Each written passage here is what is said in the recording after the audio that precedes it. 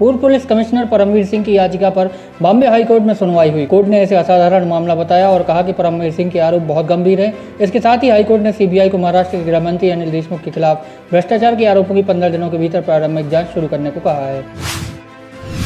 केंद्रीय गृह मंत्री अमित शाह ने नक्सली हमले में शहीद हुए जवानों को छत्तीसगढ़ के जगदलपुर पहुंचकर श्रद्धांजलि दी। अमित शाह ने घटनास्थल का दौरा भी किया और वहां मौजूद तमाम वरिष्ठ अधिकारियों के साथ समीक्षा बैठक भी की। सीआरपीएफ महानिदेशक ने भी बैठक में हिस्सा लिया। इसके बाद गृह मंत्री ने अस्पताल जाकर घायल जवानों से मुलाकात की। पूर्व कांग्रेस अध्यक्ष राहुल गांधी ने छत्तीसगढ़ नक्सल अटैक को लेकर गंभीर सवाल उठाए हैं। राहुल गांधी ने कहा है कि छत्तीसगढ़ में नक्सलियों के खिलाफ शुक्रवार शनिवार को जो ऑपरेशन चला वह ठीक से डिजाइन नहीं किया गया था। राहुल गांधी ने ट्वीट किया है, यह ऑपरेशन खराब तरीके से डिजाइन किया गया था और पूरी तरह से गलत तरीके से एग्जीक्यूट किया गया था। हमारे जवान तोपों का चारा नहीं जिन्हें जब चाहे तब शहीद कर दिया जाए। गुजरात के छोटे से कस्बे की रहने वाली महज 7 साल की दृष्टि पंकज जायसवाल ने Guinness book of world record में अपना नाम दर्ज किया है। हालांकि अभी इसकी आधिकारिक घोषणा होना बाकी है। गुजरात के नवसारी जिले की रहने वाली दृष्टि ने जिम्नास्टिक फ्रंट वॉकर में रिकॉर्ड बनाया है और 1 मिनट में 64 बार फ्रंट वॉक ओवर किया है। केंद्रीय गृह मंत्री अमित शाह ने नक्सलियों के हमले में 22 जवानों के शहीद होने की घटना पर सख्त रुख अपनाते हुए नक्सलियों को मुंहतोड़ जवाब देने की बात कही। साथ ही उन्होंने कहा कि हमारे जवानों ने शहादत दी है, हम इस खून खराबे को बर्दाश्त नहीं करेंगे और उचित वक्त आने पर मुंहतोड़ जवाब दिया जाएगा। उत्तराखंड के जंगलों में आग बेकाबू हो गई है। यह पिछले 24 घंटों में 45 नए जंगलों में भड़कने की खबर है। इसकी चपेट में आकर 63 हेक्टेयर जंगल जलकर खाक हो चुका है।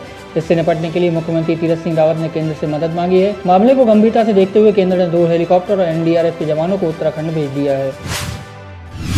रविवार को हीरो नंबर 1 के नाम से मशहूर गोविंदा ने खुलासा किया कि वे कोरोना वायरस से संक्रमित हो गए हैं। अब पत्नी सुनीता ने उनकी हेल्थ अपडेट दी है, जिनका कोविड टेस्ट उनसे पहले पॉजिटिव आ चुका है। सुनीता ने एक बातचीत में बताया कि हाल ही में गोविंदा और वे कोलकाता गए थे और उन्हें लगता है कि वहीं से वे कोरोना कॉन्टैक्ट में आ गए। कोरोना के खिलाफ जड़ी जंग गुजरात में कुछ लापरवाह सरकारी अधिकारी और कर्मचारी के चलते कमजोर पड़ रही है। ऐसे ही गैर जिम्मेदारों का स्टिंग कर पर्दाफाश किया गया है। इससे पता चला कि ये लोग आरटी-पीसीआर की 1300 से अधिक किट को खाली ही जांच के लिए लैब में भेज चुके हैं ताकि रिपोर्ट नेगेटिव आए। कॉन्ट्रैक्ट ट्रेसिंग का टारगेट पूरा करने के लिए ये धांधली की गई है। महाराष्ट्र सरकार ने कोरोना के बढ़ते मामलों को देखते हुए बहुत बड़ा कदम उठाया है। सरकार ने पूरे महाराष्ट्र में कठोर नाइट कर्फ्यू का ऐलान किया है। इसमें रात 8 बजे से सुबह 7 बजे तक लोगों के घर से निकलने पर पाबंदी लगाई गई है। साथ ही शाम के समय एक साथ 5 लोगों के खड़े होने पर भी रोक लगा दी है। ये सभी निर्देश सोमवार शाम 8 बजे से लागू हो जाएंगे।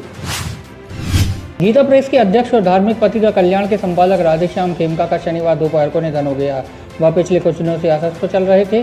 खेमका के निधन पर प्रधानमंत्री नरेंद्र मोदी ने शोक व्यक्त किया है। 3 दशक में पहली बार कश्मीर के सभी 10 जिले पर्यटकों के लिए खोले जा रहे हैं। पहले सैलानी श्रीनगर, बड़गाम, बारामूला और अनंतनाग ही जा पाते थे।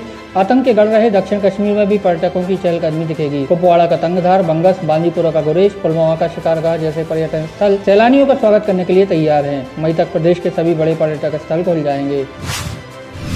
बहू हमारी रजनीकांत जैसे सीरियल्स की एक्ट्रेस रिद्धिमा पंडित की मां का निधन हो गया है। रिपोर्ट्स के मुताबिक वे कोरोना वायरस से जूझ रही थी और मुंबई के नानावटी अस्पताल में भर्ती थी। सूत्रों के हवाले से जानकारी मिली है कि रिद्धिमा की मां की किडनी संबंधी बीमारी से पीड़ित थीं, लेकिन कोरोना वायरस से संक्रमित होने से पहले वे ठीक थीं।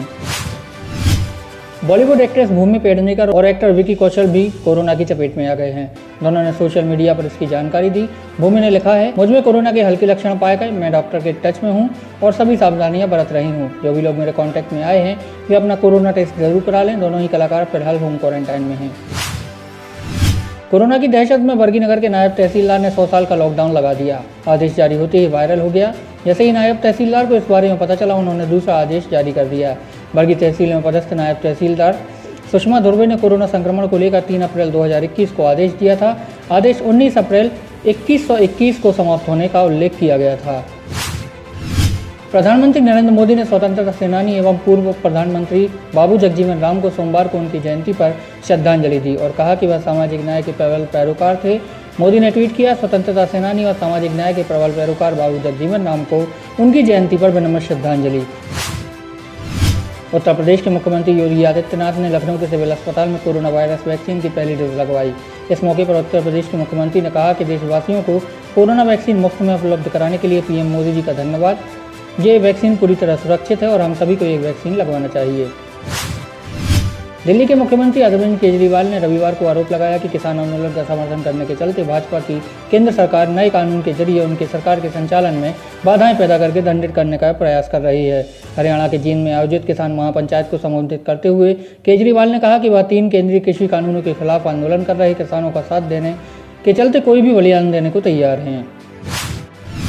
महाराष्ट्र के पूर्व मुख्यमंत्री और भाजपा के वरिष्ठ नेता देवेंद्र फडणवीस ने रविवार को राज्य के लोगों से कोविड-19 के मामलों के प्रसार को रोकने के लिए राज्य सरकार द्वारा घोषित प्रतिबंधों और सप्ताहांत लॉकडाउन का पालन करने की अपील की। विधानसभा में विपक्ष के नेता ने यह भी कहा कि सरकार को प्रतिबंधों के बाद गरीबों और मध्यम वर्ग के लोगों को वित्तीय सहायता प्रदान करने पर ध्यान केंद्रित करना चाहिए। प्रमुख रक्षा अध्यक्ष जनरल बिपिन रावत नौसेना की दक्षिणी कमान के 2 दिन के दौरे पर हैं और इस दौरान वह कोचीन शिपयार्ड में बनाए जा रहे स्वदेशी विमान वाहक पोत से संबंधित कार्य की प्रगति की समीक्षा करेंगे। यह जानकारी रविवार को यहां एक रक्षा प्रवक्ता ने दी।